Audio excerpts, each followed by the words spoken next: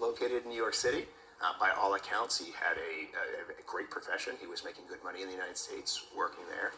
2 other suspected gang members also relocated to the US within months of the murder. Detectives in Dundalk contacted their American counterparts. The London-based branch of Homeland Security assisted Gardaí. It was about 2014, 2015. The Garda reached out to us and they gave us a name, a person of interest, but they didn't really disclose exactly what was behind that.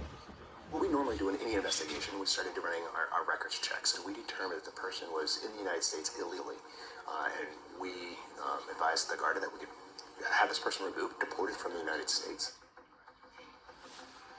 It was in May 2017, on a street in the Irish-American community of Woodlawn in the Bronx in New York City, that Aaron Brady's American dream came crashing down. 4 years after he entered the US on a temporary visa, a team of armed officers swooped early in the morning, arresting Aaron Brady for immigration offences. Aaron Brady was deported because he was in violation of immigration status in the United States. He was in overstay, so he'd outlived the terms of his visit to the United States, and he was removed. We think this short clip from the RTE Primetime documentary perfectly illustrates the quality of the journalism and indeed gives an excellent insight into the An Garda Síochána investigation itself. Mr Mancuso says about Aaron, he was in violation of immigration status in the USA as an overstay. Why and how did this not apply to Daniel Cahill, who when arrested by Homeland Security, NYPD and also an immigration removal officer on site, not only was he an overstay, he was found with cannabis and steroids. His association with certain individuals and groups in Dublin were without doubt highly questionable. This was evident when Mr Cahill himself told the court and the jury, Homeland Security called to my accommodation approximately 2 years ago, looking for Dean Evans, the man who was on the run for the murder of Peter Butterly and is now in prison for that murder. Cahill was illegal then. He was illegal when he was found hiding in the attic and was in possession of cannabis and steroids. Daniel Cahill still remains in New York. Mr Cummins, as an investigative journalist, did you ask any of these questions? Of the people who gave evidence against Aaron, there are a number of issues such as an extradition warrant on foot of a grievous bodily harm charge that happened here in Ireland. This warrant seems to have been totally disappeared.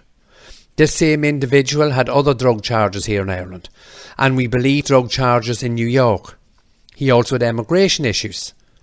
He too still remains in New York. Mr Cummins, investigative journalist, did you ask any of these questions? Without going into more detail, a quick list of other issues such as drugs, cash, ammunition, machete attack, a letter detailing intimidation by An Garda Síochána, senior investigating officer offering inducements via the New York media and then being reprimanded by policing authorities in New York.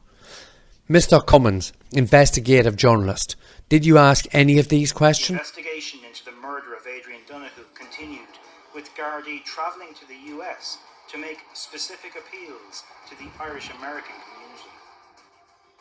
And that's when we really partnered with the Garda. We had agents here from our HSI London office make many trips to the United States with our Garda partners. I went on one of the initial trips to New York, accompanying the Garda and our special agent in the London office, Matt Katske. And it was more to get the New York office together with the Garda and come up with a good plan and what we were going to do to identify and locate some of these witnesses. We've just seen Mr Cummins on the steps here with 2 American agents, and they speak about Homeland Security agent Katske, who was stationed in London. Was the question asked, is the Homeland Security office here in New York aware of Agent Katske's action in Belfast Airport? Actions that were described in the court as rogue. Actions that were taken apparently of his own volition, without authority from any office in Dublin, London, Belfast or New York. Many, many more questions will be asked.